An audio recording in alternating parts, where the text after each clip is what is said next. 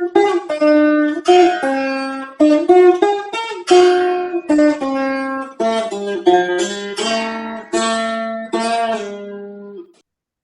नमः शांताय दिव्याय सत्यधर्मस्वरूपिणे स्वानंदामृततृप्ताय सुंदराय नमो नमः। మనం కొన్ని శ్లోకాలు క్రితం వారం చూసాం. అయితే ఈ ఐతరేయోపనిషత్తు అనేటువంటిది అపరబ్రహ్మ విషయమని, ఇంద్రియార్థాలకి ప్రయోజనం కలిగినటువంటిదని, ఎందుకంటే దీంట్లో సృష్టి విషయాలు ఎక్కువగా ఉన్నాయి కాబట్టి దాన్ని అలా చూడాలని కొంతమంది వాదిస్తూ ఉంటారు. వాటిని దృష్టిలో పెట్టుకొని దాన్ని ఖండిస్తూ భగవత్పాదులు వారు ఇచ్చినటువంటి వివరణలు, అలాగే విద్యారణ్య స్వామి వారు మనను అనుగ్రహించినటువంటిది చూద్దాం. ఇది యథార్థంగా ఏమిటంటే విద్యారణ్య స్వామి వారు శంకర భగవత్పాదుల వారి యొక్క వ్యాఖ్యానానికి అనుకూలమైనటువంటి వ్యాఖ్యారూపమైనటువంటి శ్లోకాలు రాశారు. అందువలన ప్రధానంగా వారి వాక్యాలే ప్రమాణం, విద్యారణ్యుల వారి వాక్యాలే ప్రమాణం. ఎక్కడైనా అవసరమైనప్పుడు మాత్రమే ఇతర వ్యాఖ్యా గ్రంథాల నుంచి మనం చూద్దాం. అన్నే సృష్టే భోక్తృవర్గ అజిఘృక్షత్తరింద్రియైః అత్ర వాగాదయో శక్తాః తదపానో గృహీతవాన్. అన్నే సృష్టే భోక్తృవర్గ హి అజిఘృక్షత్ అజిఘృక్షత్ తదింద్రియైః తత్ర వాగాదయో అశక్తాః తదపానో గృహీతవాన్. అన్నం సృష్టించబడ్డాది. ఆ అన్నాన్ని అనుభవించటానికి ఇంద్రియాలు దాన్ని తినటానికి ప్రయత్నం చేశాయి. అన్నాన్ని అనుభవించడం అంటే తినాలి. అయితే వాక్కు మొదలైనటువంటి ఇంద్రియాలు ఆ భోజనం చేయటం విషయంలో సమర్థములు కాలేదు. ఆ అన్నమును అపానము గ్రహించను. ప్రాణాపానములు అన్నభక్షణకు సమర్థములు, ఇతరముల కన్నా కన్ను, చెవి, మాట మొదలైనటువంటివి అసమర్థములు అని ఈ యొక్క శ్లోకానికి భావం. అంటే సాధారణంగా అన్నం అనేటటువంటిది ప్రాణాపానముల చేతనే స్వీకరించబడుతుంది, కానీ ఇతర ఇంద్రియాల చేతన కన్ను, చెవి, ముక్కు, నోరు వాటి చేత స్వీకరించబడదు. జ్ఞానేంద్రియములైనటువంటి కర్మేంద్రియములైనటువంటివి కూడా ఈ అన్నభక్షణంలో అసమర్థములు. వాటికి నియమింపబడినటువంటి కర్మల్ని మాత్రమే చేస్తాయి. ప్రాణము, అపానము వాయువు యొక్క రూపాలు. అనప్రాణనే అనేటటువంటి ధాతువు నుండి ప్రాణ అపానాలు పుట్టాయి. అనప్రాణనే అనేటువంటి ధాతువు నుంచి ప్రాణ అపాన అనేటువంటి రెండు పదాలు పుట్టాయి. ప్రకర్షణేన అనంచీతి అంటే దీని చేత బాగుగా బతుకుతారు అన్నటువంటి అర్థంలో దీన్ని ప్రాణము అంటారు. అధో విన్మూత్రాదిత్యాజనాత్ అనంతి అనేన ఇది అపానః. క్రింద భాగం నుండి మలమూత్ర విసర్జనం ద్వారా తిన్నటువంటి దాంట్లో పనికిరాని భాగాన్ని బయటికి పంపిస్తుంది కాబట్టి అపానము అని దానికి పేరు. ఈ ప్రాణము అనేటువంటి దాని ద్వారా వెళ్ళిపోయి అపానం పనిచేయలేదు అనుకోండి, కొన్నాళ్ళు మల విసర్జనం జరగలేదు, మూత్ర విసర్జనం జరగలేదు అనుకోండి, అప్పుడు మనం వైద్యుల్ని సంప్రదించాలి. అయ్యా నాకు మలమూత్రాల విసర్జనం జరగటం లేదు, ఇబ్బంది వచ్చేస్తున్నది అని. సాధారణంగా ఒకరోజు జరగకపోతేనే చాలా ఇబ్బందిగా ఉంటుంది. అందు గురించి భోజనం అనేటటువంటిది, అన్నం అనేటువంటిది తీసుకునేటువంటి విధానం ఎలాగండి అని అంటే ప్రాణము ద్వారా తీసుకోవాలి, అపానము ద్వారా దాంట్లో ఉండేటువంటి మాలిన్యాల్ని విడిచిపెట్టాలి. ఈ రెండు పనులు జరగాలి. కాబట్టి వాక్కు లేకపోతే శ్రోత్రము మొదలైనటువంటివి ఏవి కూడా ఈ పని చేయలేవు, లోపలికి తీసుకోలేవు, బయటికి పంపించలేవు. అందువలన అన్నాన్ని ప్రాణాపానములు మాత్రమే స్వీకరించేయి. అంటే అపానం అనేటువంటిది మలమూత్ర విసర్జనానికి ఉపయోగపడుతుంది, ప్రాణం అనేటువంటిది స్వీకరించడం చేత శరీరాన్ని రక్షిస్తుంది. ఇవి అన్నగ్రాహకములు.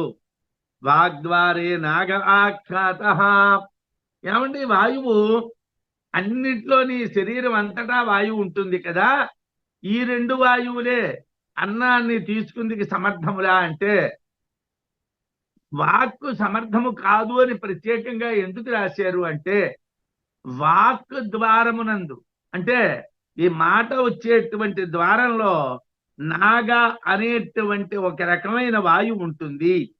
ఆ వాయువు శబ్దాన్ని పుట్టిస్తుంది కానీ అన్నాన్ని స్వీకరించలేదు. నోట్లో అన్నం పడేస్తే ఆ అన్నం లోపలికి వెళ్ళిపోదు, అరిగిపోదు, అలాగే అది బయటికి రాదు. నోట్లో నోరు అనేటువంటిది ఒక ద్వారం మాత్రమే, కానీ ఈ ద్వారంలోంచి ఆహారం లోపలికి వెళ్ళదు. దానికి ప్రాణశక్తి కావాలి, మళ్ళీ దాన్ని బయటికి తేవడానికి అపాన శక్తి కావాలి. రెండూ ఉన్నప్పుడు మాత్రమే ఆహారం స్వీకరించబడుతుంది. కాబట్టి పరమాత్మ సృష్టించినటువంటి ఆహారాన్ని ప్రాణాపానములు మాత్రమే స్వీకరించేయి అని అన్న సృష్టి విషయాన్ని చెప్పారు.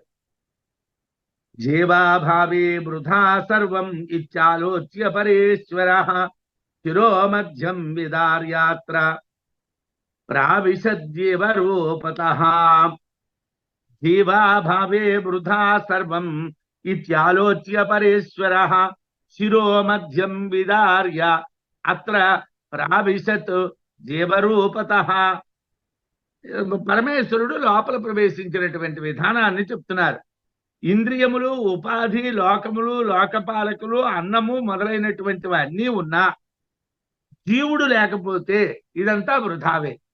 ఏమంటే లోపల శరీరంలో జీవుడు లేకపోతే ఇంద్రియాలు ఉన్నాయి, దేహం ఉన్నది, లోకాలు ఉన్నాయి, లోకపాలకులు ఉన్నారు, తినవలసినటువంటి భోజన పదార్థాలు ఉన్నాయి. జీవుడు లేకపోతే ఇవేవి కూడా ప్రయోజనకారులు కావు.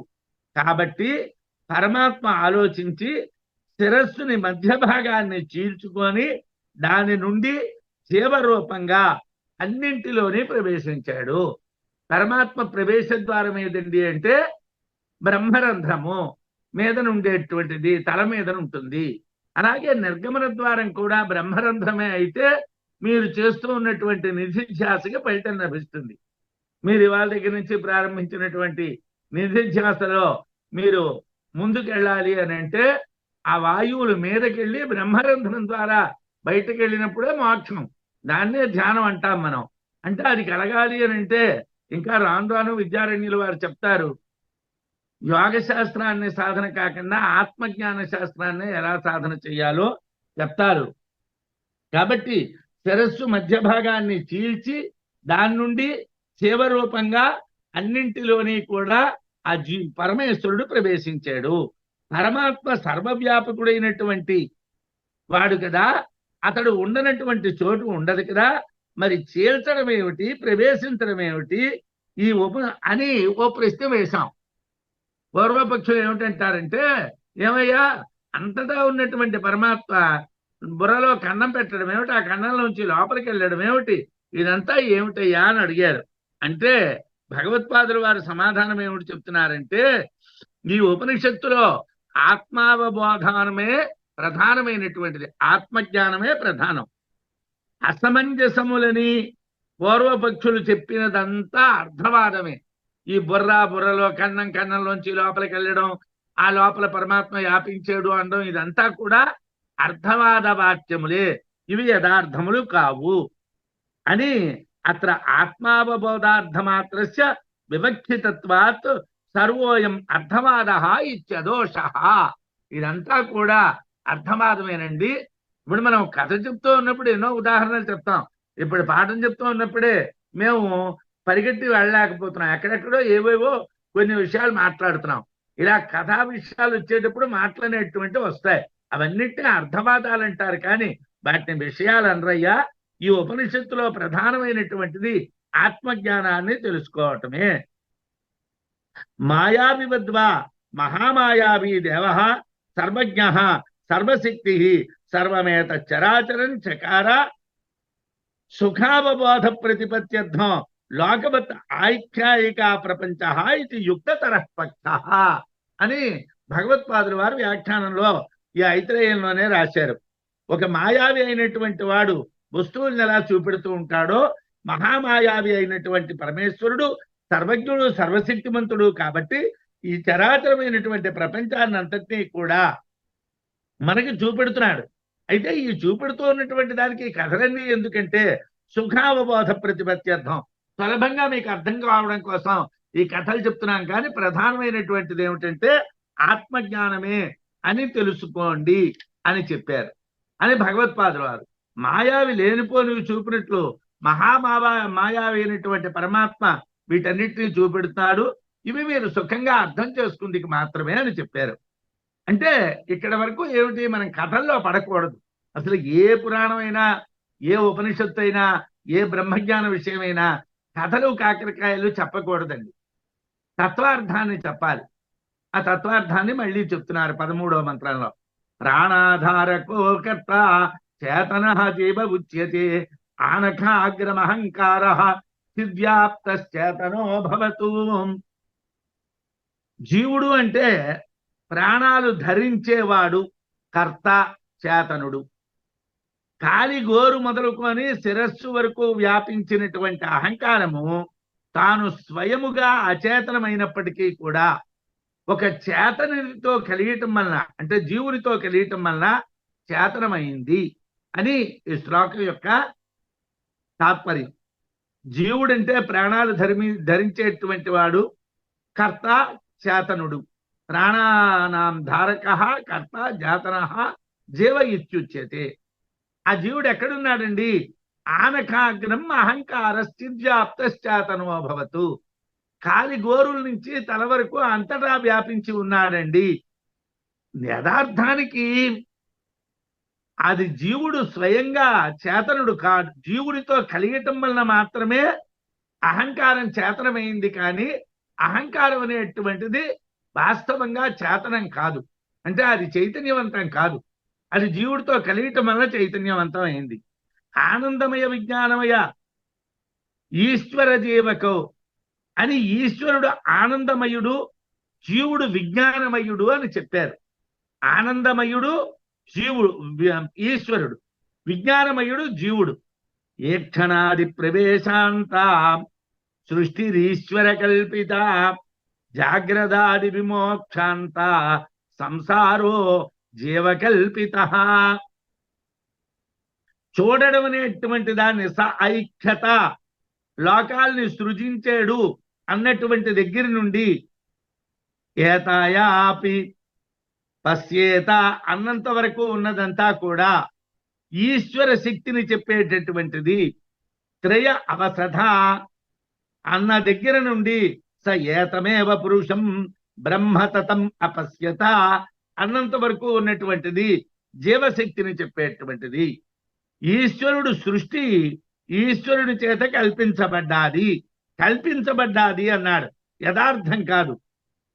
ఏమండి, ఏ క్షణాది ప్రవేశాంత సృష్టి రీసేనే కల్పిత.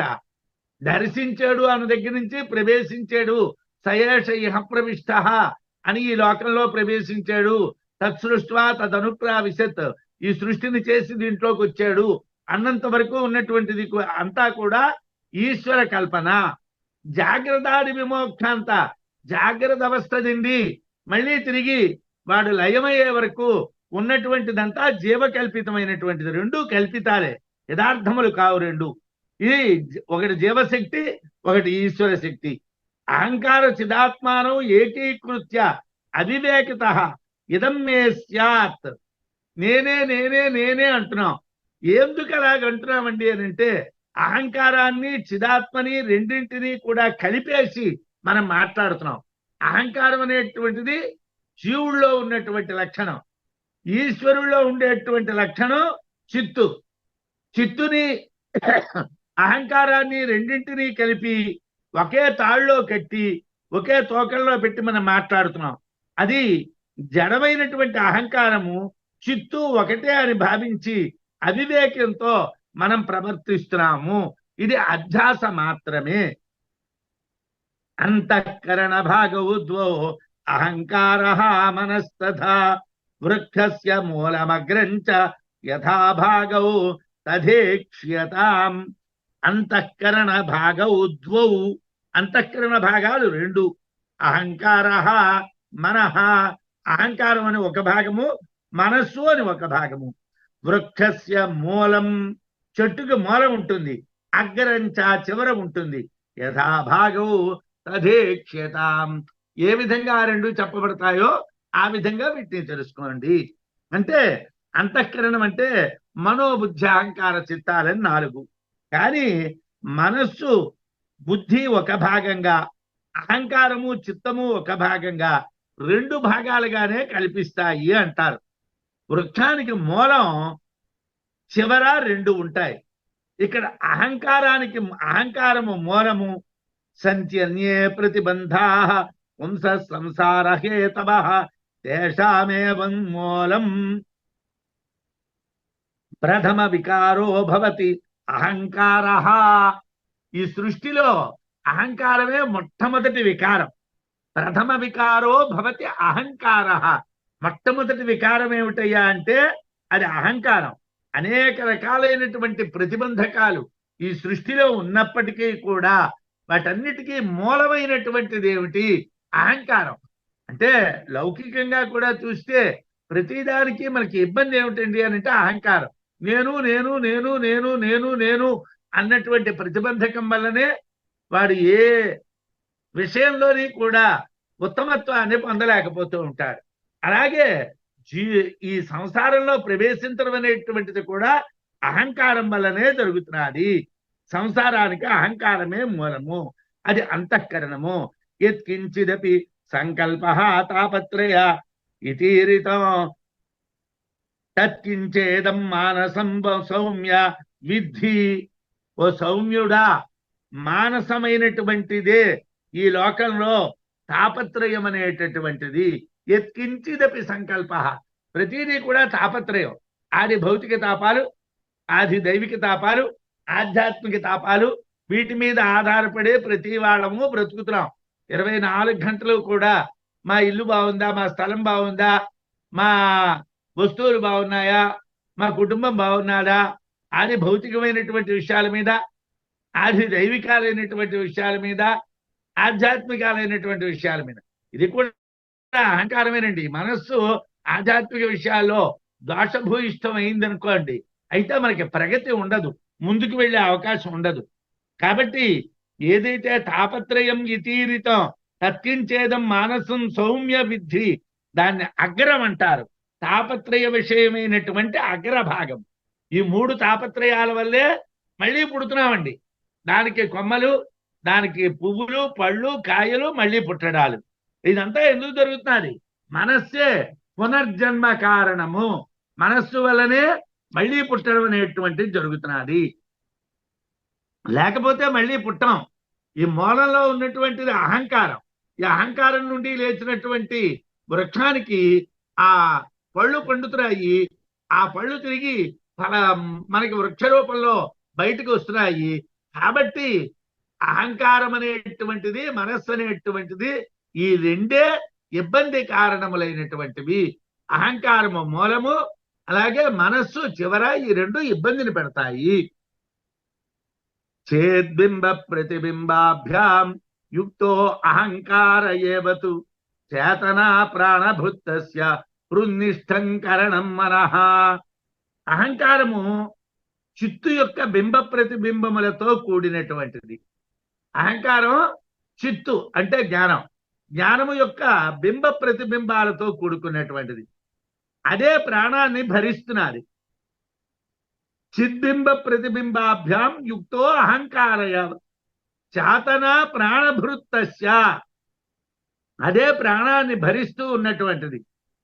దాని హృదయంలో ఉన్నటువంటి సాధనమే మనస్సు. తస్య హృన్నిష్టం కరణం మనః, దాని హృదయంలో ఉన్నటువంటి సాధనాన్నే మనస్సు అంటారు.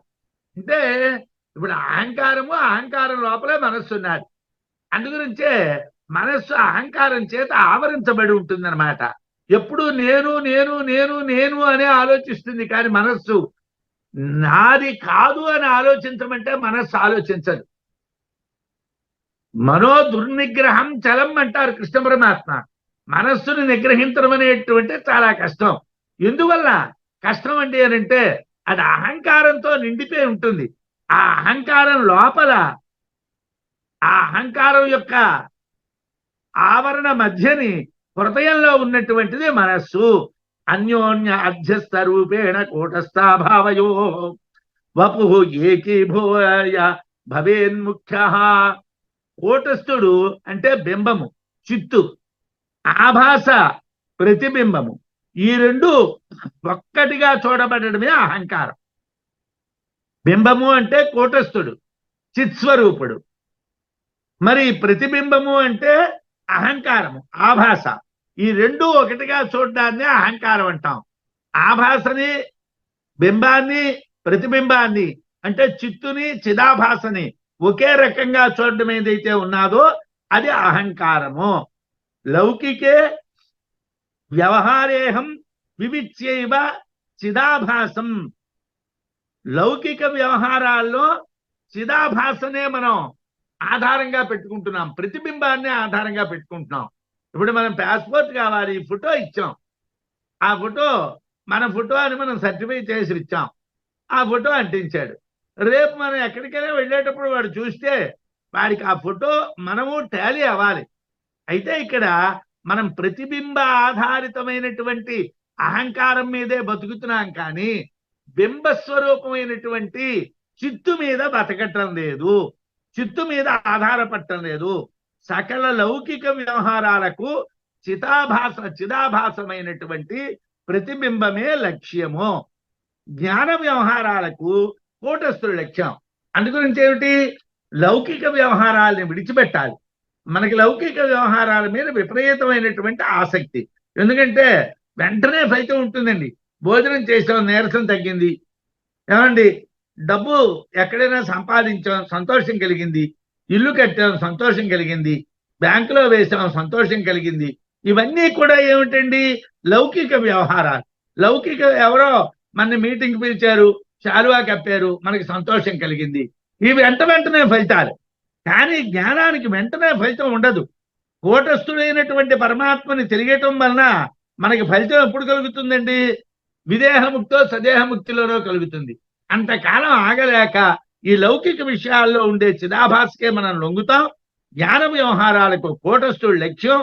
అయితే చేతనాశక్తి చేతనే ప్రాణం నడుపబడుతున్నది, చేతనా చిత్శక్తి చేతనే ప్రాణం నడిపించబడుతున్నది. దాని ఆంతరంలో మనస్సు అనేటువంటి కరణం ఉన్నది. కరణం అంటే సాధనం. మనస్సు అనేటువంటి సాధనం ఉంది ఆ లోపల. ఆ లోపల చేతనాశక్తి లోపల మనస్సు అనే సాధనం ఉన్నది. అయితే తస్య హృత్కంఠ నేత్రేషు ప్రచారవశతో భవతు సుప్తి స్వప్న జాగరశ్చ సోయం సంసారగీరితః. ఏమండి, ఆ మనస్సు హృదయంలో సంచరించేటప్పుడు సుషుప్తి అంటారు. తస్య హృత్కంఠ నేత్రేషు ప్రచారవశతో భవేత్. ఆ మనస్సు అనేటువంటిది హృదయంలో సంచరించేటువంటి సమయాన్ని సుషుప్తి అంటారు. ఆ మనస్సు కంఠంలో సంచరించేటువంటి సమయాన్ని స్వప్నావస్థ అంటారు. ఆ మనస్సు నేత్రంలో సంచరించేటువంటి సమయాన్ని జాగ్రత్త అవస్థ అంటారు. దీనినే సంసారం అంటారు. అంటే ఆ మనస్సు యొక్క జాగ్రత్త స్వప్న సుషుప్తి అవస్థలే సంసారము. మనస్సు హృదయమునందు అంటే ఆత్మస్థానంలో ఉన్నప్పుడు పని చెయ్యదు కనుక సుషుప్తి. ఏమండి, సాధారణంగా మనస్సు అనేటువంటిది కరణం. ఆ మనస్సు అనేటువంటి కరణం సుషుప్తి సమయంలో పనిచెయ్యదు. ఈ విషయాన్ని బృహదారణ్యకంలో అజాతశత్రు బ్రాహ్మణంలో సుషుప్తిలో ఇంద్రియాలు పనిచెయ్యనప్పుడు అని చెప్పారు. సుషుప్తిలో ఇంద్రియాలు పనిచెయ్యవు, ఆత్మ మాత్రం ఉంటుంది. రాజైనటువంటి ఆత్మ ఉంటుంది, బంటులైనటువంటి ఇంద్రియాలు మాత్రం పనిచేయవని చెప్పారు. అంటే మనస్సు అనేటువంటిది హృదయమునందు ఉన్నప్పుడు అది పని చెయ్యదు కాబట్టి దాన్ని సుషుప్త్యావస్థ అన్నారు. అదే మనస్సు కంఠదేశంలో ఉన్నదండి, ఉంటే వాగ్రూపంగా వాసనామయమైనటువంటి స్వప్నావస్థ. ఏమండి, ఇది తేజస్సు. ఎప్పుడైతే ఇది కంఠంలోకి వచ్చిందో, కంఠంలోకి వచ్చేసరికల్లా నిన్న రాత్రి అలాంటి కాలం వచ్చింది, నిన్న రాత్రి ఇలాంటి కాలం వచ్చింది, నేను అల్లక్కడికి వెళ్ళానట, నేను ఇక్కడికి వెళ్ళానట, ఈ విషయం జరిగిందట. ఇది వాగ్రూపం. అంటే మనస్సు వాగ్రూపమైనటువంటి కంఠస్థానానికి వచ్చినప్పుడు స్వప్నావస్థగా చెప్పబడుతుంది. అదే జాగ్రత్తలో అన్నింటినీ చూచేటువంటి నేత్రాలలో పనిచేసినప్పుడు, అదే మనస్సు యొక్క ఆజ్ఞలు మనకి కళ్ళల్లో పనిచేసే అనుకోండి, అంటే తెలివిగా ఉన్నామన్నమాట. దాన్ని జాగ్రత్త అవస్థ అంటారు. ఈ 3 అవస్థలనే విశ్వ, తైజస, ప్రాజ్ఞ అనేటువంటి అవస్థల కింద మనకి చెప్పారు. ఇవే సంసార భ్రాంతి కారణములు. ఈ మూడింటినే సంసార భ్రాంతి కారణాలుగా చెప్తారు. ఈ 3 అవస్థలే సంసార భ్రాంతి తప్పిస్తే వాస్తవంగా సంసారం అనేది లేదు, చావు పుట్టుకలనేవి లేవు. స్వప్న సకాల ఏవాస్తి నాణ్యథా స్వప్న జాగరే తథైవేతి స్వప్న సామ్యాత్ త్రయ స్వప్నాః ఉదీరితాః. స్వప్నము సకాలమునందు స్వప్నము కన్నా ఇతరమైనటువంటి జాగ్రత్త సృష్టి ఆ కాలంలో లేవు. స్వప్నము సకాలమునందే ఉంటుంది.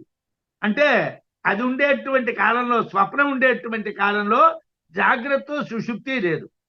అలాగే జాగ్రత్త ఉన్నటువంటి కాలంలో స్వప్న సుషుప్తులు లేవు. అలాగే సుషుప్తి ఉన్నటువంటి కాలంలో జాగ్రత్త స్వప్నాలు లేవు. అంటే ఒక అవస్థ ఉన్నప్పుడు ఇంకో అవస్థ ఉంటుంది. ఇప్పుడు మనం జాగ్రత్త అవస్థలో ఉన్నాం, మనం కళలు కనడానికి అవుతుందా? నిద్రపోవడానికి అవుతుందా? మనం దీని నుండి నిద్రావస్థలోకి వెళ్ళినప్పుడు స్వప్నావస్థ కలిగింది. మనం స్వప్నావస్థలో ఉన్నప్పుడు నిద్ర పట్టదు. ఏమిటా కళ్ళతో నిద్ర పట్టింది, కళ్ళు అసలు ఒక క్షణం కూడా సరిగా నిద్ర పట్టలేదన్నాం. అదేమిటది? స్వప్నావస్థ. 3వ అవస్థ గాఢంగా నిద్ర పట్టింది, సుషుప్తి. అక్కడ జాగ్రత్త లేదు, అక్కడ స్వప్నము లేదు. అంటే ఒక అవస్థ ఉన్నప్పుడు మరొక అవస్థ లేదు. 3 మనఃకల్పితాలే. ఈ 3 అవస్థలు కూడా మనస్సు చేత కల్పించబడ్డటువంటివే కానీ యథార్థములైనటువంటి అవస్థలు కావు. స్వప్నంలో అంతశ్చేతసా కల్పితం తు అసతు. ఈ స్వప్నంలో చేతసా కల్పితంతు, లోపల చేతస్సు చేత కల్పించబడినటువంటిదంతా కూడా అసత్, యథార్థము కాదు. లోపలి మనస్సుతో కల్పింపబడిందంతా కూడా యథార్థము కాదు. బహిశ్చేతో గృహీతం సత్. బయటని చేతస్సు చేత గ్రహించబడ్డదంతా కూడా సత్యము. జాగ్రత్త ఇదే విధంగా ఉంటుంది. సుషుప్తిలో మనసి ప్రవిలీనే, మనస్సులో అన్నీ లీనమైపోయాయి. అంటే ఏ ఇంద్రియాలు పనిచేయటం లేదు, కళ్ళు పనిచేయటం లేదు, కాళ్ళు పనిచేయటం లేదు, చెవులు పనిచేయటం లేదు, అన్నీ కూడా ప్రవిలీనే, అన్నీ లీనమై ఉంటాయి. అందువల్ల ఈ 3 అవస్థలు కూడా కల్పితాలే. ఒకటేమో స్వప్నం అనేటువంటిది అసత్ అయినటువంటిది. జాగ్రత్త భ్రాంతమైనటువంటి జగత్తునే చూస్తుంది. మనస్సు సుషుప్తి ప్రవిలీనమైపోతుంది కాబట్టి, అంటే ఆ ఆత్మలో లీనమైపోతుంది కాబట్టి అక్కడ పని చేయటమే ఉండదు. కాబట్టి ఈ 3 కూడా కల్పితములే. ఈ 3 కూడా యథార్థములు కావు. 3 అవస్థలు కల్పితాలే. అతః మనఃకల్పితేవ పుంసః సంసారః. అందువల్ల సంసారం, ఈ చావు పుట్టుకలు అనేటువంటివి మనం కల్పించుకుంటూ ఉన్నటువంటివే కానీ యథార్థములు కావు, మనఃకల్పితములైనటువంటివి మాత్రమే అని పురుషుడైనటువంటి వారికి మనఃపరికల్పితమే సంసారము, మనస్సు చేత కల్పించబడ్డటువంటిదే సంసారము, యథార్థమైనటువంటిది కాదు అని మనం తెలుసుకోవాలి. అయితే అధ్యారూపో మాయికోయం ఉక్తో అధాసౌ అపోహ్యతే అధ్యారోపాపవాదాభ్యాం నిష్ప్రపంచం ప్రపంచ్యతే. అధ్యారోపము అపవాదము అనేటువంటి విషయాన్ని మనకు చెప్తున్నారు. అధ్యారోపం అంటే లేని గుణాలని ఆరోపించడం, అంటే ఏవి లేవో వాటిని ఆరోపణ చేయడాన్ని అధ్యారోపము అంటారు. ఇది మాయా విషయంగా చెప్పబడ్డాది. ఈ అధ్యారోపాన్ని మాయకి సంబంధించినటువంటిదిగా చెప్తారు. ఇది తొలగింపబడడాన్ని అపవాదము అంటారు. ఆ అధ్యారోపం కానీ తొలగించబడితే అపవాదము అని అంటారు. అధ్యారోప మాయిక అయం ఉక్తో అసౌ అపోహ్యతే. ఇది మాయకు సంబంధించినటువంటిది అని చెప్తున్నారు అధ్యారోపం. దీన్ని మనం కానీ పోగొట్టుకోగలిగినట్టు అయితే అపోహ్యతే, దీన్ని మనం పక్కన పెట్టాలి. సాధారణంగా మనం చెయ్యవలసినటువంటిది ఏమిటంటే ఇంద్రియాలని నిరోధించడం కాదు, అంటే కళ్ళు చూడకుండా ఉంచడం కాదు, చూచినటువంటిదంతా అసత్తు అనేటువంటి జ్ఞానాన్ని చిత్తానికి కలిగించడం. ఈ తోడబడుతూ ఉన్నటువంటిదంతా అసత్తే, ఇదేది యథార్థము కాదు అని ఎప్పుడైతే చిత్తం తెలుసుకున్నాదో ఎదురుకుండా చూస్తూ ఉన్నటువంటి విషయాన్ని కూడా అది పట్టించుకోదు. అప్పుడు మీరు కళ్ళిప్పున్నప్పటికీ కూడా మునులే, కళ్ళిప్పున్నప్పటికీ కూడా మీరు ఋషులే. వశిష్ఠుడు ఉన్నాడు, ఆయన మామూలుగా అందరిలాగే తిరిగాడు, అందరిలాగే మాట్లాడాడు, మరి ఇక్ష్వాకు వంశుల యొక్క కుటుంబంలో అన్ని విషయాల్లోనే దూరాడు. కానీ ఆయన ఎలా ఉన్నాడు? భగవంతుడు. కారణం ఏమిటి? ఆయన చూస్తూ ఉన్నటువంటి వాటి యందు, వింటూ ఉన్నటువంటి వాటి యందు, మాట్లాడుతూ ఉన్నటువంటి వాటి యందు, చేస్తూ ఉన్నటువంటి చేష్టల యందు ఇదంతా అధ్యారోపమే అనేటువంటి పరిపూర్ణమైనటువంటి జ్ఞానం కలిగి ఉన్నాడు. అధ్యారోపం అంటే లేని గుణాలని ఆరోపించడం. ఇది మాయా విషయంగా చెప్పబడ్డాది. ఇది తొలగింపబడ్డాన్ని అపవాదం అంటారు. మాయ వలన ఆరోపించబడినటువంటి సంసారం అపవాదం వలన తొలగించబడుతున్నది. అంటే మాయ వలన మనం సంసారం జనన మరణాలు ఉన్నాయనుకున్నాం, దాన్ని కాస్త ఆ మాయని కాస్త మనం తొలగించుకోగలిగినట్టుగైతే, అధ్యారోపాన్ని తొలగించుకోగలిగినట్టుగైతే సంసారం అనేటువంటిది లేదు, సంసారం అనేటువంటి బంధమే లేదు. అంటే ప్రపంచము కానిది ప్రపంచంగా భావింపబడి తొలగింపబడుతున్నది. ప్రపంచం కానిటువంటి దాన్ని మనం ప్రపంచం అనుకుంటున్నాం. అది యథార్థంగా ప్రపంచం కాదు అన్న జ్ఞానం కలిగితే అది ఆటోమేటిక్ గా తొలగిపోతున్నది. మాయ విరుద్ధత్వాత్ అయుక్త తుచ్చమిదం రూపస్య అనేటువంటి శృతుల చేతనం. మాయ విరుద్ధత్వాత్ అయుక్త, మాయ అనేటువంటిది విరుద్ధమైనటువంటిది కాబట్టి ఇది అయుక్తము.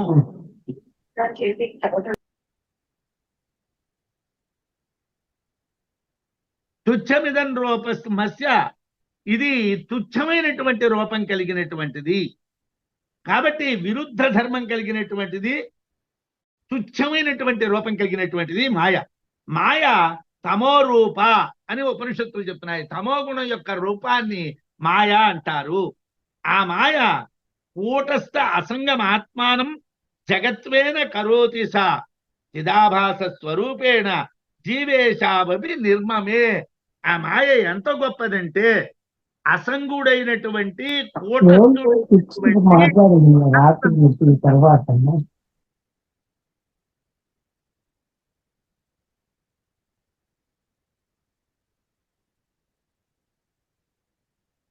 కూటస్థుడైనటువంటి అసంగుడైనటువంటి ఆత్మను జగత్వేన కరోతి సా, జగత్తుగా మార్చేస్తున్నది. ఆత్మనే మనం జగత్తుని భ్రాంతి పడుతున్నాం. తాడునే పాము అంటున్నాం కానీ పాము అనే వస్తువు లేదు. అలాగే ఆత్మే ఉన్నది, ఆత్మనే జగత్తు అంటున్నాం. కూటస్థుడైనటువంటి అసంగుడైనటువంటి ఆత్మని జగత్తుగా మారుస్తూ ఉన్నటువంటిది ఏది? మాయ. జగత్తు అనే భ్రాంతి దేని ఎందుకు కలిగిస్తున్నది? ఆత్మ ఎందుకు కలిగిస్తున్నది. చిదాభాస స్వరూపేణ జీవేశావపి నిర్మమే. చిదాభాసము యొక్క శక్తితో జీవుణ్ణి ఈశ్వరుణ్ణి కూడా ఆ మాయే నిర్మిస్తున్నారు. అసలు జీవుడనొకడు ఈశ్వరుడనొకడు ఇద్దరు లేరు, కానీ అదే జీవుడు ఈశ్వరుడు అనేటువంటి రెండు రూపాలని కల్పిస్తున్నారు. జీవేశ అవభాసేన కరోతి, జీవేశావ్ ఆభాసేన కరోతి, ఆభాస చేతనం. చిదాభాస చేతనే జీవుడు ఈశ్వరుడు అనేటువంటి రెండింటిని తయారు చేస్తున్నది. ఈ విధంగా మాయ వలన కలిగినటువంటి ఆరోపమే ప్రపంచం, కానీ యథార్థంగా ప్రపంచము అనేటువంటిది లేదు. నిష్ప్రపంచం, ప్రపంచమే లేదు. అధ్యారోప అపవాదాభ్యాం నిష్ప్రపంచం ప్రపంచతే. ప్రపంచమే కానిటువంటి దాన్ని ప్రపంచముగా మనం భావించడం మాత్రమే జరుగుతున్నది. ససంసారీ ఈశ్వరో జాతః ఈశ్వరానుగ్రహాత్ పునః పృథివ్యాదీని భూతాని యథాశాస్త్రం విచారయతు. ఏమండి, మాయ కోసం చెప్పాం. మాయ వలన ఈశ్వరుడు అనేవాడు పుట్టాడు అన్నాం. అప్పుడు ఈశ్వరుడి నుండి జగత్తంతా పుట్టింది అన్నాం. అంటే ఇది కథారూపంగా చెప్తున్నాం కాబట్టి యథార్థంగా మాయ చేత ఈశ్వరుడు పుట్టలేదు. కూటస్థుడైనటువంటి ఆత్మని ఈశ్వరుడు జీవుడు అనేటువంటి భ్రాంతి చిదాభాసతో పొందాం. ఆ భ్రాంతిలోనే ఈ జగత్తు అనేటువంటిది పొందాం. కాబట్టి యథార్థంగా రెండూ లేవు. ఏమిటి లేవు? మాయా లేదు, చిదాభాసుడు లేడు, మాయా లేదు. ఆ రెండింటి వల్ల మనం ఏమిటయ్యాము? కూటస్థుడైనటువంటి వాడిని జగత్తు అనుకున్నాం. జగత్ అనేటువంటిది లేదు, కానీ ఉన్నదని అనుకున్నాం. సంసారి ఈశ్వరో జాత, సంసారి అయినటువంటి ఈశ్వరుడు వాడే అని మనం అనుకుంటున్నాం. ఈశ్వరానుగ్రహాత్ పునః, ఆ చిదాభాస వలన కలిగినటువంటి ఈశ్వరుని యొక్క అనుగ్రహము చేతనే పృథివ్యాధీని భూతాన్ని యథాశాస్త్రం విచారయతు. పృథివీ అప్తేజో వాయురాకాశాలు అనేటువంటి భౌతిక సృష్టి అంతా కూడా శాస్త్రముల ప్రకారము విస్తరించబడుతున్నది.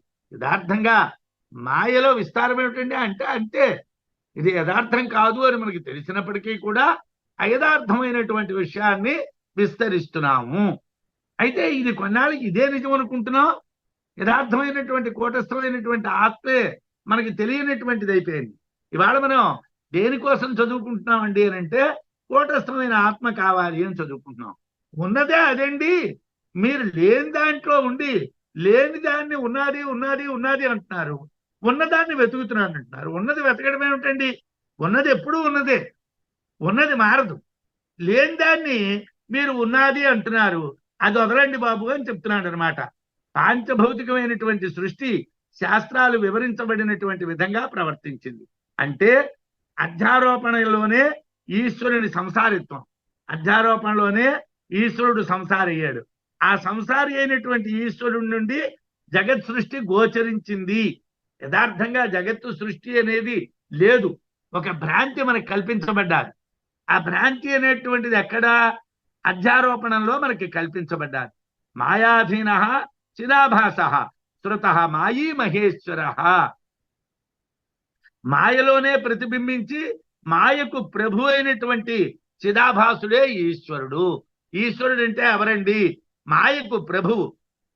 మాయకు ప్రభు అయినటువంటి చిదాభాసుడు, చిత్తు యొక్క ఆభాస రూపము, యథార్థం కాడు. యథార్థంగా అయితే కూటస్థుడు, ఆభాస రూపం కాబట్టి ఈశ్వరుడు అంటున్నాం. సుషుప్తి స్థాన ఏకీభూత ప్రజ్ఞానఘన ఏవా అనేటువంటి మాండూక్యోపనిషత్తులో సుషుప్తిలో ఆనందమయ కోశంలో ఉన్నటువంటి జ్ఞానస్వరూపుడు ఈశ్వరుడు అన్నాం. నిద్రాకాలంలో ఆనంద స్వరూపంగా ఆనంద భుక్చేత అన్నాం. అంటే ఆనందాన్ని అనుభవించేటువంటి చేతస్సు ఏదైతే ఉన్నాదో దాంట్లో ఉన్నటువంటి స్వరూపాన్ని ఈశ్వరుడు అన్నాం. ఇతడే జగత్ కారణుడు, ఇతడే జగత్కారణమైనటువంటి ఈశ్వరుడు అని వేదాలు చెప్తున్నాయి. అయం సృజతే విశ్వం, వీడే ఈ లోకాన్నంతటినీ సృజిస్తున్నాడు అంటున్నారు. ఆ ఆనందమయ కోశ ఈశ్వరుడే జగత్ సృష్టికర్త. అంటే పంచకోశాలని దాటిపోయినటువంటి స్థితిలో అయితే కూటస్థుడు, ఆనందమయ కోశంలో ఉన్నటువంటి ఈశ్వరుడైతే జగత్తు సృష్టికర్త, జగత్ అనేటువంటి భ్రాంతిని కల్పిస్తూ ఉన్నటువంటి వాడు అని మనం తెలుసుకోవాలి. పరమాత్మాన ఉత్పన్నం జగత్ ఆత్మైవనే తరతు మృదో జాతో ఘటో యద్వత్ మృదస్వేవా తథేక్ష్యతాం. ఇక్కడి నుంచి మనకి పరమాత్మ నుండి కలుగుతున్నటువంటి సృష్టిని పరమాత్మగానే చూడండి అని చెప్తారు. పరమాత్మాన ఉత్పన్నం, పరమాత్మ నుండి యొక్క ఆనందమయ కోశంలో ఆరోపించబడినటువంటిది జగత్తు కాబట్టి జగత్తు ఆత్మస్వరూపమే అని తెలియాలి. జగత్తు ఆత్మ ఇవ నేతరతు, జగత్తు ఆత్మే, యథార్థము కాదు. పరమాత్మ యొక్క ఆనందమయమైనటువంటి కోశంలో ఆరోపించబడ్డాది.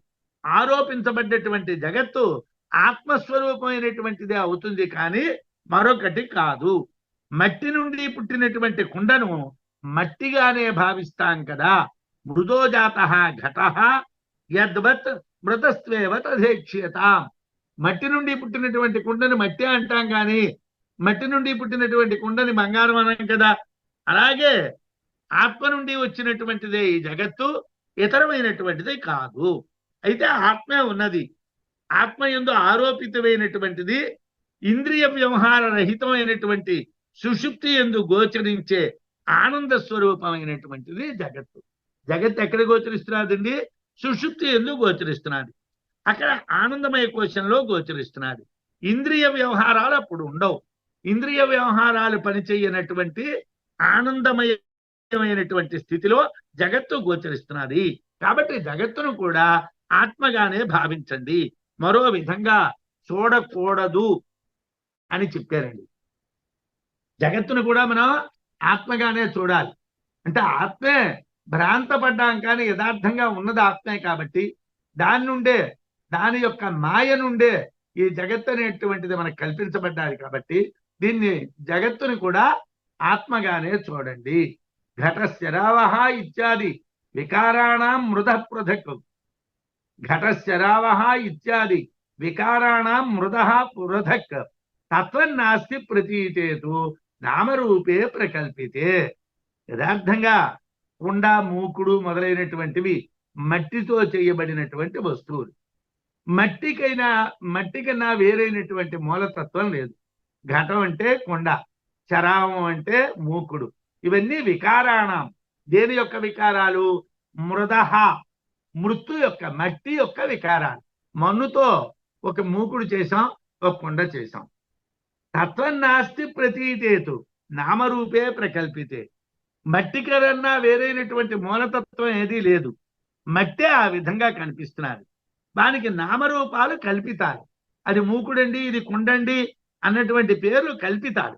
వాచారంభణం వికారో నామధేయో అని ఛాందోగ్యంలో చెప్పినటువంటి విధంగా నామరూపాది వ్యవహారం అంతా కూడా వికార వస్తువుల యందు మాత్రమే ఉంటుంది.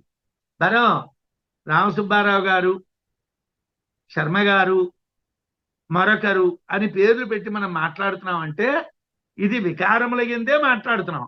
ఆత్మతత్వంలో రామసుబ్బారావు గారైనా, లేదు శర్మ గారైనా, రవి గారైనా, మరొకరైనా అందరూ ఒకటే. ఆత్మతత్వంలో భిన్నత్వం లేదు. మట్టి అనేటువంటి దాంట్లో భిన్నత్వం లేదు. ఆ మట్టిని తయారు చేసినటువంటి విధానంలో కుండ, మూకుడు అనేటువంటి భిన్నత్వం మాత్రమే ఉంది. అందుకోసం వ్యవహార వికార వస్తువులందు మాత్రమే నామరూపాలు ఉంటాయి. మట్టిని కుండ అనం, మట్టిని వికారాన్ని కుండ అంటాం. మట్టిని మనం కుండ అనం. అక్కడ మన్ను ఉన్నదనుకోండి మన్ను అంటాం. అదే కొండ ఉన్నదనుకోండి మట్టితో తయారైనటువంటి వికారం, ఆ కొండని కుండ అంటాం. అలాగే ఆత్మను జగత్తు అనం. ఆత్మయందు కల్పితమైనటువంటి దాన్ని జగత్తు అంటాం. యథార్థానికి ఆత్మని జగత్తు అని అందరూ, ఆత్మయందు కల్పితమైనటువంటి దాన్ని జగత్తు అంటారు. ప్రతిబింబ భ్రమో నీరాద్యుపాధివశతో యథా సన్నివేశోపాధితః అలం అయం తథా కుంభాది విభ్రమః. సన్నివేశోపాధితః అయం తథా కుంభాది విభ్రమః. ప్రతిబింబ భ్రమో నీరాద్యుపాధివశతో యథా. ఏమండి ప్రతిబింబం కావాలంటే ఇప్పుడంటే అద్దాలు వెనకాతల ఏదో పోత ఉండడం వలన మన ముఖం చూసుకుందికి మనకి వీలవుతున్నదండి. కానీ పూర్వకాలంలో ప్రతిబింబం కావాలంటే నీళ్లలోనే ప్రతిబింబం కనిపిస్తుంది. ప్రతిబింబ భ్రమ నీరాది ఉపాధి వశతో యదా. నీరాదులు, నీళ్లు మొదలైనటువంటి ఉపాధుల యందు ప్రతిబింబము యొక్క భ్రాంతి ఉన్నారు. యథార్థంగా చంద్రుడు ఉన్నాడు. చంద్రుని యొక్క ప్రతిబింబం నీళ్లలో చూశాం.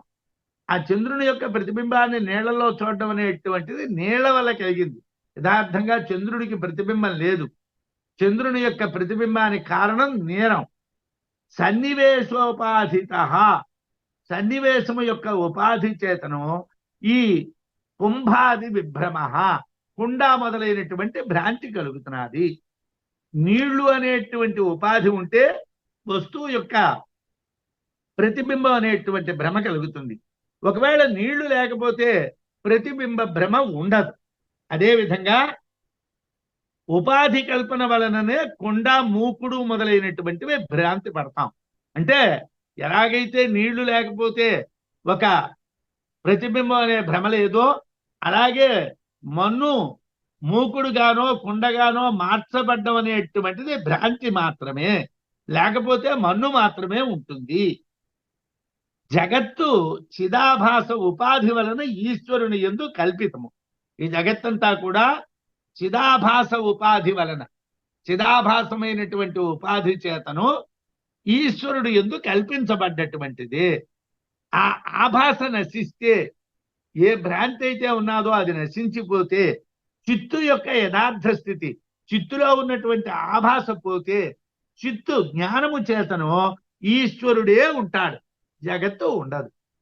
ఆ ఆభాస పోతే జగత్తు ఉండదు, ఈశ్వరుడే ఉంటాడు. జగత్తుకు ఆభాసే బీజం. సాభాసమేవ తద్బీజం ధీరూపేణ ప్రరోహతి. ఆభాసమే జగత్తుకు బీజం. బీజం అంటే విత్తనం. జగత్తుకు విత్తనం ఏమిటండి అని అంటే ఆభాస మాత్రమే. దాని యొక్క శక్తి చేతనే మొలకగా జగత్తు అనేది పుడుతున్నది. అది బుద్ధి రూపంగా మొలుస్తున్నది. అతో బుద్ధ ఉచిదాభాస విస్పష్టం ప్రతిభాసతే. బుద్ధిలో చిదాభాస స్పష్టంగా మనకు కనిపిస్తుంది. బుద్ధిలో మనకి చిదాభాస స్పష్టంగా కనిపిస్తుంది.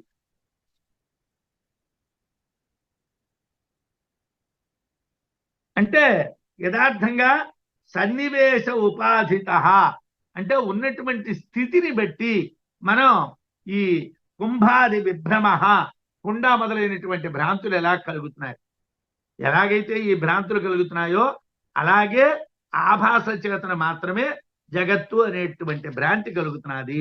యథార్థంగా ప్రతిబింబం అనే రూపమైనటువంటి జగత్తు లేదు. భ్రాంతి స్వపాధికోపాధి నివృత్యైవ నివర్తతే నబోధాత్తేన భాసంతే జానతోపి ఘటాదయ. లోకంలో మనకి కుండా వాటిని తెలిసినప్పటికీ కూడా ఎలాగైతే మనం భ్రాంతిలో పడుతున్నామో అలాగే ఇక్కడ కూడా విషయాన్ని చెప్తున్నారు. భ్రాంతి ఉపాధి వలన కలిగింది. భ్రాంతి ఉపాధి వల్ల కలిగింది. శరీరం వల్ల మనకి భ్రాంతి కలిగింది. ఉపాధి నశించింది అనుకోండి, భ్రాంతి నశించిపోతున్నది. జ్ఞానము వలన భ్రాంతి నశించదు. మనం ఎంత పుస్తకాలు చదివాం, 1,00,000 పుస్తకాలు చదివాం, మనకి భ్రాంతి నశించదు. భ్రాంతి నశించాలంటే ఉపాధిగతమైనటువంటి దోషాలు నశించాలి. అంటే చూస్తున్నాను, వింటున్నాను, తింటున్నాను, త్రాగుతున్నాను, మాట్లాడుతున్నాను, ఈ మొత్తం క్రియాకలాపం అంతా ఉపాధి చేస్తున్నది.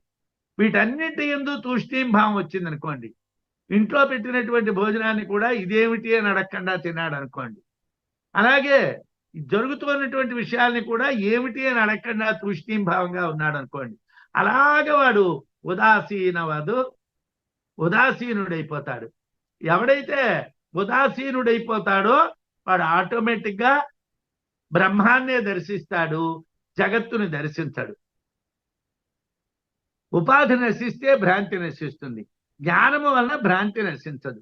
నిజం కాదని తెలిసినా కుండను కుండ అనే భావిస్తున్నాం, మన్ను అని గ్రహించడం లేదు. మనకి కుండ కాదు, కొండ మన్నే అని తెలుసు. అయినప్పటికీ ఏమండి ఆ మట్టి ముద్ద పట్టుకురండి అని అనలేదు, ఆ కుండ పట్టుకురండి అంటున్నాం, ఆ మూకుడు పట్టుకురండి అంటున్నాం. కానీ మనం ఆ మట్టి ముద్ద అని అనడం లేదు. యథార్థం తెలిసినప్పటికీ కూడా ఉపాధిని బట్టి భ్రాంతి ఉంటున్నారు. అయితే మరి సదేహముక్తి అసాధ్యమా?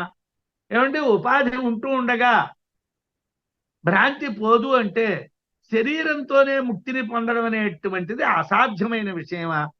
ఉపాధి ఉండగానే బ్రహ్మంగా ప్రకాశిస్తాడు అని బ్రహ్మైవ సన్ బ్రహ్మాప్యేతి అని సదేహముక్తిని బృహదారణ్యకంలో చెప్పారు కదా. శరీరంతో ఉంటూ ఉండగానే వాడు ముక్తిని పొందుతాడని. అంటే నతస్య ప్రాణా ఉత్క్రామంతే, వాడి ప్రాణాలు పోవు, వాడి శరీరంతోనే మోక్షాన్ని పొందుతాడు అన్నారు కదా. అంటే సదేహముక్తికి కామాలు నశించాలి. నిష్కామ, ఆప్తకామ, అకామ, ఆత్మకామ. ఆత్మను మాత్రమే కోరటం వలన, కోరికలు లేకుండా యాషణలు పుత్రైషణ, విత్తైషణ, లోకైషణ విడిచిపెట్టడం వలన, వైరాగ్య లక్షణంతో కూడుకున్నటువంటి గురు శుశ్రూష చేయటం వలన భ్రాంతి నశిస్తుంది. అదే సదేహము. ఆ భ్రాంతి నశించడమే సదేహం. అది కావాలంటే ఏం చేయాలండి? గురు శుశ్రూష చేయాలి. అలాగే వైరాగ్యం కలిగి ఉండాలి. వైరాగ్యంకి ఏం కావాలండి? పుత్రేషణ, విత్తేషణ, ధనేషణ వదిలేయాలి. ఏమండి వీటిని వదిలేయడానికి ఏమిటి? అన్ని కోరికల్ని కూడా వదిలేయాలి. సర్వాన్ కామాన్ ప్రముచ్యంతే. అన్ని రకాలైనటువంటి కోరికల్ని కూడా మనం విడిచిపెట్టగలిగినట్టుగైతే సదేహముక్తి. అంటే అన్ని రకాలైన కోరికలు యాసనలు మన నుండి దూరం అయిపోయిన తరువాతను ఇందాక చెప్పాను కదా, తూష్ణీం భావంగా ఉంటాం కాబట్టి అప్పుడు ఉపాధి ఉన్నప్పటికీ ఉపాధి పనిచేయటం లేదు కాబట్టి అప్పుడు మీరు బ్రహ్మాన్ని పొందుతున్నారు అన్నాం. లేదు అంటే ఉపాధి పోయే వరకు ఉపాధినే పట్టుకో వేలబడుతున్నాం అనుకోండి, ఉపాధిని పట్టుకో వేలబడినంత కాలం బ్రహ్మజ్ఞానం కలగదు అని చెప్తున్నారు. ఉపాధి ఎందుకు తొలగిపోవాలని చెప్పామంటే ఉపాధి ఎందు భ్రాంతిని తొలగించుకోలేనప్పుడు ఉపాధి తొలగిపోతే కానీ మనకి ముక్తికి అవకాశం లేదు. అయితే ఉపాధి తొలగిపోయినంత మాత్రాన ముక్తి వస్తుందా? రాదు. ఉపాధి తొలగిపోయినప్పటికీ కూడా జన్మ పరంపర లేనటువంటి భ్రాంతి నుండి విముక్తి కావాలి, మాయాకల్పితమైనటువంటి సంసారం నుండి విముక్తి కావాలి. అందువలన ఇక్కడ విదేహముక్తిని మాత్రమే చెప్పారు. పృథగ్ద్రవ్య స్వరూప సన్ సమవేతో ఘటో వృది ఇత్యాహు కార్కికా తత్తు నద్వైగుణ్య ప్రసంగత.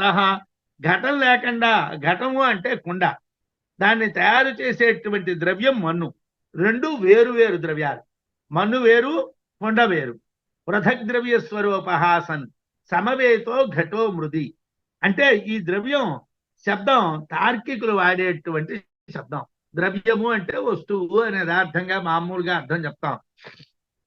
తార్కికులు మాత్రం ద్రవ్యములు అనే వాడతారు. అంటే వాళ్ళు కొన్ని పారిభాషిక పదాలు వాడతారు. ఇది తార్కికుల యొక్క దృష్టిలో ఇది ద్రవ్యము. అయితే 1 కేజీ మట్టిని తీసుకొని కొండ తయారు చేసాం. అప్పుడు కేజీ మట్టి ఉన్నది, కొండ కేజీ ఉన్నది, కాబట్టి 2 కేజీలు అవుతుందా? కాదు. ఎందువల్ల అంటే మట్టి కుండ 2 వస్తువులు కావు. మట్టి కేజీ కాబట్టి కుండ కూడా కేజీవే ఉంటుంది. ఒకవేళ అలా కాకుండా ఆత్మ అంటే రెండింతలు అయిందనుకోండి, అంతకన్నా అదృష్టం లేదు. అదే విధంగా ఆత్మ దాని యందు ఆరోపితమైనటువంటి జగత్తు 2 వస్తువులు కావు. ఆత్మ దాని యందు ఆరోపించబడినటువంటి జగత్తు 2 వస్తువులు కావు. ఆత్మే జగత్తుగా ఆరోపించబడుతున్నది, ఆత్మనే జగత్తుగా ఆరోపణ చేస్తున్నాం. కాబట్టి మట్టిని తెలిస్తే కుండను తెలిసినట్టు ఆత్మను తెలిస్తే జగత్తు తెలియబడినట్లుగానే మనం గ్రహించాలి. ఇక్కడ మృద్భారాత్ ఘటభారాచ్చ గురుత్వం ద్విగుణం భవేత్ తథాలంకారకర్తా స్యాత్ కృతి హేమాది వృద్ధతః. మళ్ళీ అదే విషయాన్ని మనకి కొద్దిగా వివరంగా చెప్తున్నారు. ఏమిటండి అని అంటే, మృద్భార మట్టి బరువు కొండ బరువు వేరువేరైతే కేజీ మట్టికి 2 కేజీల కుండ రావాలి, కానీ అలా రాదు. అదే విధంగా 1 తులం బంగారంతో వస్తువు చేస్తే 2 తులాల ఆభరణం రావాలి, రాదు. 2 రెట్లు వస్తే పనివాడికి చాలా లాభం, కానీ తథాలంకార కర్తా స్యాత్ కృతి. అలాగా ఒకవేళ తులం బంగారంతో 2 తులాల వస్తువు వస్తే ఆ పని చేసినటువంటి వాడు చాలా అదృష్టవంతుడు. హేమాది వృద్ధత, బంగారం వృద్ధి పొందడం వల్ల. కానీ అలా సాధ్యం కాదు. బంగారం ఎంత ఉంటే ఆభరణం అంతే వస్తుంది, మన్ను ఎంత ఉంటే కుండ అంతే ఉంటుంది. అయితే ఇక్కడ మరి తేడా ఏమిటండి? సన్నివేశ మాత్రేణ పృథక్ ద్రవ్యత్వ సంభవ శయనోత్థాన గమనై పుత్రో న బహుపుత్రకాః. ఏమండి? సన్నివేశ మాత్రేణ పృథక్ ద్రవ్యత్వ సంభవ శయనోత్థాన గమనై న పుత్రో బహుపుత్రకాః. సన్నివేశం అంటే స్థితి మారడం, అంటే ఉన్నటువంటి స్థితి నుంచి మరో స్థితికి మారుతూ ఉండడాన్ని సన్నివేశం. సన్నివేశం మారినంత మాత్రాన వస్తువు మారదండి అన్నారు. సన్నివేశం అంటే స్థితి, స్థితి మారినంత మాత్రాన వస్తువు మారదు. తల్లిదండ్రులకి ఒక కొడుకున్నాడు, వాడు రాత్రి నిద్రపోయాడు, తెల్లారి నిద్ర లేచాడు, 10 గంటలకి వీధిలోకి వెళ్ళాడు. ఏమండి? రాత్రి నిద్రపోయినటువంటి ఒక కొడుకు, ఉదయం లేచినటువంటి మరో కొడుకు, వీధిలోకి వెళ్ళినటువంటి 3వ కొడుకు, ఇలా 3 పుత్రులు ఉంటారా? సన్నివేశం అంటే స్థితి. ఒక సన్నివేశం నుండి మరో సన్నివేశంలోకి మారినప్పటికీ అదే ఉన్న వస్తువు మాత్రం అదే. ఆ కొడుకే రాత్రి నిద్రపోయాడు, ఆ కొడుకే ఉదయం లేచాడు, ఆ కొడుకే వీధిలోకి వెళ్ళాడు. కాబట్టి నిద్రపోయినవాడు, లేచినవాడు, బయటకు వెళ్ళినవాడు ఒకడే. కనుక వస్తువు బీరువాలో ఉంచితే, శరీరానికి ధరిస్తే, ఎవరి చేతికైనా దాచడానికి ఇస్తే ఆ వస్తువు చాలా వస్తువులుగా మారదు కదా. ఓ బంగారు ఉంగరం ఉన్నది, బీరువాలో పెట్టాం, అది తీసాము, మనం చేతికి పెట్టుకున్నాం, అది దాచమని ఇంకోరికి ఇచ్చాం, అవి 3 వస్తువులు అవుతాయా? కావు కదా. అలాగే జాగ్రత్త, స్వప్న, సుషుప్తుల వలన జీవుడు అనేక జీవులుగా మారడు. జాగ్రత్త అవస్థ అంటే మనం తెలివిగా ఉన్నటువంటి అవస్థ, స్వప్నావస్థ నిద్రపోతూ దాంట్లో కళ్ళలో చూసేటువంటి అవస్థ, సుషుప్త్యావస్థ, ఈ 3 అవస్థలు ఉన్నంత మాత్రాన జీవుడు మారిపోవడం లేదు. 3 జీవులు కారు, ఒక్క జీవుడే కదా. తస్మాత్ కార్యం నవస్తు స్యాత్ కారణ వ్యతిరేకత కింటు కారణ ఏవ ఏతదనృతం భాసతే మృష. అందువలన కారణానికి వ్యతిరేకమైనటువంటి కార్యం ఉండదు. కారణం అంటే కేతువు, కేతువుకి వ్యతిరేకమైనటువంటి కార్యం ఏది మనకి లభించదు. మట్టి కన్నా భిన్నమైనటువంటి కుండ, బంగారం కన్నా వేరైనటువంటి ఆభరణము ఉండదు. అదే విధంగా చిత్తుకు భిన్నమైనటువంటి జగత్తు ఉండదు. చిత్తు ఒక్కటే ఉంటుంది, చిత్తుకు భిన్నమైనటువంటి జగత్తు ఉండదు. కారణమే యథార్థము, కార్యము అనృతము. కార్యము యథార్థము కాదు, కార్యము అయథార్థంగా ప్రకాశిస్తున్నది. కారణ రూపమైనటువంటి కార్యం అయథార్థమైనటువంటిది కదా. కారణ రూపమైనటువంటి కార్యము అయథార్థం అయితే కారణం కూడా అయథార్థమేనా అంటే, కారణ రూపమైన కారణం నుంచి వచ్చినటువంటిదే కార్యం కదా. కార్యం అయథార్థం అయినప్పుడు కారణం కూడా అయథార్థం అవుతుందా అంటే, భ్రాంతికి కారణం మాయే, ఆ మాయ అయథార్థమే. భ్రాంతికి కారణం ఏమిటండి? మాయ. ఆ మాయ అయథార్థమైనటువంటిది. మాయ ఈశ్వరాధీనంలో ఉన్నది కాబట్టి అయథార్థమైనటువంటి జగత్తు యథార్థంలా మనకి గోచరిస్తున్నది. మాయ ఈశ్వరుడు యొక్క అధీనంలో ఉన్నది. అయథార్థమైనటువంటి జగత్తుని యథార్థమని ఎందుకు అనుకుంటున్నామంటే, మాయ ఈశ్వరాధీనంగా ఉండడం వల్ల ఈశ్వరాధీనమైనటువంటి మాయ నుండి, కారణము నుండి కార్యమైనటువంటి జగత్తు ఏర్పడటం వల్ల మనం అలా భావించడం అనేటువంటిది జరుగుతున్నది. అర్ధక్రియ నృతేప్యస్తి స్థాణౌ చొరభయేక్షణాత్ తతో అనృత ఘటాద్యా స్యుః భాంతు కుర్వంతు వా క్రియాం. ఏమండి, అర్ధక్రియా అనృతేప్యస్తి స్థాణౌ చోరభయేక్షణాత్ తతో అనృత ఘటాద్యా స్యుః భాంతు అకుర్వంతు వా క్రియాం. అనృత వస్తువు లేనిది ఉన్నట్లు కనిపించటం, అనృత వస్తువునందు కూడా అర్ధక్రియా వృత్తి ఉంటుంది. అనృత వస్తువు అంటే ఏమిటండి? లేనిది ఉన్నట్లుగా కనిపించడం. అయితే అబద్ధమైనటువంటి వస్తువునందు కూడా ఒక్కొక్కప్పుడు పని ఉంటుందండి అన్నారు. అర్థం అంటే ప్రయోజనం, ఏదో పని ఉంటుందండి. ప్రయోజనంతో కూడినటువంటి కార్యప్రవృత్తి అనృత వస్తువుల్లో కూడా ఉంటుంది, అంటే అయథార్థమైన వస్తువుల్లో కూడా ఉంటుంది అన్నారు. కొండ ఉన్నది, కొండ అనృత వస్తువు. మట్టి యథార్థము, కొండ అయథార్థము. అయినప్పటికీ కొండ వల్ల నీళ్లు తెచ్చుకోవచ్చును. మట్టితో నీళ్లు తేలేం కదా. కారణమైనటువంటి మట్టితో నీళ్లు తేలేం, కార్యమైనటువంటి కుండతో నీళ్లు తేగలం. అదేవిధంగా ఆభరణం అనృత వస్తువు, కానీ అది అలంకరించుకోవచ్చును. ఆభరణాన్ని మనం అలంకరించుకోవచ్చు, అలంకరించుకోవటానికి ఉపయోగపడుతుంది. అలాగే జగత్తు అనృతం, కానీ అది వ్యవహారమునందు జ్ఞానాది సముపార్జనమునకు ఉపయోగపడుతుంది. ఈ లోకంలో మనం జ్ఞానాన్ని సంపాదించాలి అని అంటే దేహం ఉండాలి, బుద్ధి ఉండాలి.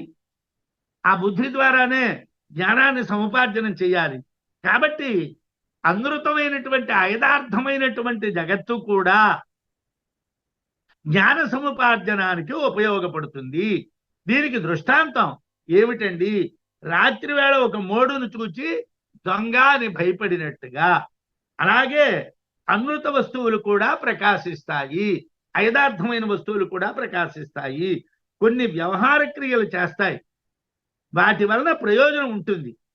జగత్తు అనిత్యమని, దేహం పాంచభౌతికమని, సుఖ దుఃఖాలు ఆధిదైవికాలని, తెలిసి ఆ అనృతాలు అంటేనే వైరాగ్యం, గురు శుశ్రూష, ఏషణాభిజ్ఞానం సాధ్యం అవుతుంది. ఏమండి యథార్థంగా ఏమిటి జగత్తు అనిత్యము అని తెలుసుకున్నాం. దేహం అనేటువంటిది పంచభూతాల వల్ల కలిగిందని తెలుసుకున్నాం. సుఖ దుఃఖాలు అనేటువంటిది ఆధిదైవికాలు వచ్చాయి అనుకున్నాం. ఇవన్నీ అనృతాలు. ఈ యథార్థాలు ఉంటేనే వైరాగ్యం కలుగుతుంది. గురువుల్ని సేవిస్తాము. యాసనావ్యుత్థానం, పుత్రేషణ, విత్తేషణ, లోకేషణ అనే వాటిని విడిచిపెడతాం. కాబట్టి అనృతము కూడా ప్రకాశించవచ్చును. భాంతు అకుర్వంతు వా క్రియాం అంటే ఒకవేళ అనృతములు అయదార్థములు కూడా ప్రకాశించవచ్చును, అయదార్థములు కూడా పనులు చెయ్యొచ్చును అని మనకి చెప్పారండి. సన్నివేశోపాధిహాని గచ్చత్యేవ ఘటాదిధి వివేకినాంత వస్తుత్వం ఘటాధీనాన్ నివర్తతే. సన్నివేశ ఉపాధి హాని. సన్నివేశం అంటే ఆ ఉపాధి ఉన్నటువంటి స్థితి. సన్నివేశ ఉపాధి హాని అంటే స్థితులను మార్చేటువంటి ఉపాధి నశించటం. అంటే జాగ్రత్త, స్వప్న, సుషుప్త్యావస్థలు, అలాగే భోజనాన్ని స్వీకరించేది, ఏదో కార్యక్రమాలు చేసేది, ఇన్ని రకాలైనటువంటి ఉపాధి నశించటం. జాగ్రత్త, స్వప్న, సుషుప్త్యాది స్థితులను మార్చేటువంటి ఉపాధి నశిస్తే సన్నివేశ ఉపాధి హాని. గచ్చత్యేవ ఘటాదిధీహి.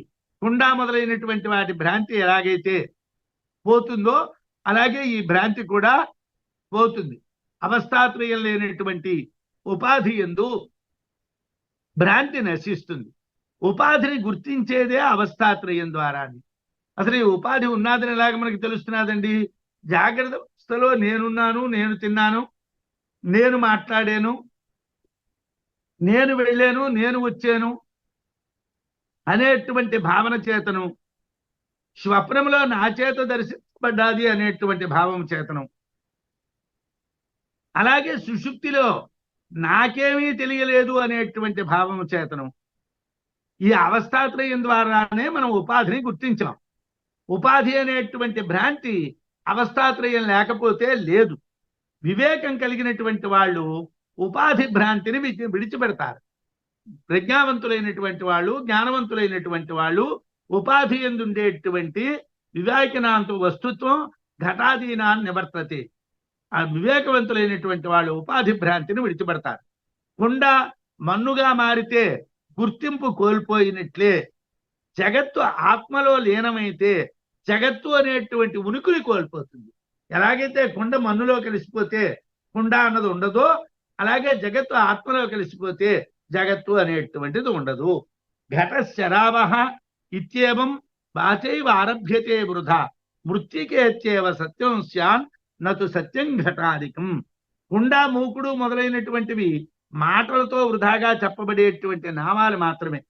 కుండ అని, మూకుడు అని చెప్తున్నాం అంటే మట్టికి పేర్లు మాత్రమే చెప్తున్నాం.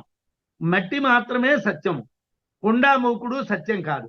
ఇక్కడ వాచారంభణం వికారో నామధేయం అనేటువంటి ఛాందోగ్యాన్ని తీసుకున్నారు. కారణము సత్యము, కార్యము అసత్యము. కార్యం నామం మాత్రమే, కార్యం ఉత్తి పేరు మాత్రమే. కానీ కారణ లక్షణాలు కార్యంలో ఉంటాయి కదా. త్రీణి రూపాణ్యేవ సత్యం, 3 రూపాలే సత్యములు. ఆ 3 రూపాలు మాత్రమే సత్యం అని అన్నారు. తేజస్సు, జలము, పృథివీ సత్యములు. ఈ 3 మాత్రమే సత్యంగా చెప్పబడుతున్నాయి. సూర్యుడు యందు కాని, చంద్రుల్లో కాని, విద్యుత్తులో కాని ఏ ఇతరమైనటువంటి తేజో ఆప పృథివీ రూపాలైనటువంటి ఎర్రదనం, తెల్లదనం, నల్లదనం నశించినప్పుడు ఆయా వస్తువులైనటువంటి అగ్ని, సూర్య, చంద్ర, విద్యుత్తులు అనేటువంటి నామాలు తొలగిపోతాయి. అంటే మనకి ఛాందోగ్యోపనిషత్తులో 3 మాత్రమే సత్యములు అని చెప్పి, తేజస్సు, జలము, పృథివీ సత్యములు. అగ్ని యందు కానీ, సూర్యుల్లో కానీ, చంద్రుల్లో కానీ, విద్యుత్తులో కానీ ఈ తేజోరూపం అంటే కాంతి, ఆపహ ఈ జలరూపం, ఈ పృథివీ రూపం, ఈ 3 ఉంటాయి. అయితే ఈ తేజోరూపం ఎర్రదనం వలన, ఈ జలం అనేటువంటి తెల్లదనం వలన, పృథివీ అనేటువంటి నల్లదనం వలన గుర్తిస్తున్నాం. ఎప్పుడైతే ఈ వర్ణములు అనేటువంటివి, ఈ రంగులు అనేటువంటివి మనం 3 రూపాలు అనేటువంటివి మనం తెలుసుకుంటున్నామో అప్పుడు అగ్ని సూర్య చంద్ర విద్యుత్తులు అనేటువంటి నామాలు ఉండవు. ఉన్నది ఏమిటండి? ఎర్రదనం ఉన్నది, తెల్లదనం ఉన్నది, నల్లదనం ఉన్నది. ఎర్రదనానికి కారణం తేజస్సు, తెల్లదనానికి కారణం జలం, నల్లదనానికి కారణం భూమి. ఈ మూడే ఉన్నాయి. ఆ మూడింటికి నుండి ఏర్పడ్డటువంటి అగ్ని లేదు, సూర్యుడు లేడు, చంద్రుడు లేడు, విద్యుత్తు లేదు. ఈ పేర్లన్నీ పోతాయి. అంటే శ్వేత రక్త కృష్ణ వర్ణాలు మాత్రమే గోచరిస్తే తెల్లదనం, ఎర్రదనం, నల్లదనం వాటి ఉనికి పోయినట్లే మాయ యొక్క ఉనికి జాగ్రత్త స్వప్న సుషుప్తుల్లో నశిస్తే పోయి ఆత్మ మాత్రమే గోచరిస్తుంది. రంగులు కాదండి, ఆ రంగుల యొక్క తత్వం మనకి గోచరించాలి. ఈ జాగ్రత్త స్వప్న సుషుప్తులకి కారణమైనటువంటి ఆత్మ గోచరించాలి. ఈ దేహం అనేటువంటి ఈ జగత్ అనేటువంటి భ్రాంతి పోవాలి అని మనం తెలుసుకోవాలి. ఆత్మ మాత్రమే గోచరిస్తుందని తెలుసుకోవాలి. అంటే నామరూపాత్మక జగత్తు అసత్యం, దానికి కారణమైనటువంటి మాయ ఈశ్వరాధీనమైన అది అవిద్యా విషయం మాత్రమే కనుక నశించేదే. మాయ కూడా నశించేదే, అది అవిద్యా రూపము, అది ఈశ్వరుని యొక్క అధీనంలో ఉన్నది. అది కూడా నశించిపోతే అప్పుడు మనకి ఈశ్వరుడే ఉంటాడు తప్పిస్తే జగత్తు అనేటువంటి భ్రాంతి ఉండదు అని చెప్పారు. ఈ విధంగా మనం 30 శ్లోకాల వరకు ఈరోజు చూసుకోవటం అయింది. ఇలా కొద్దిగా వివరంగా మనకి ఎక్కువ భాగం చదువుకుందికి వీలుగా ఉండాలనే మనం ఇతర కార్యక్రమాలని ప్రత్యేకంగా మెసేజ్ల ద్వారా తెలుసుకుందాం అనుకున్నాం. స్వస్తి.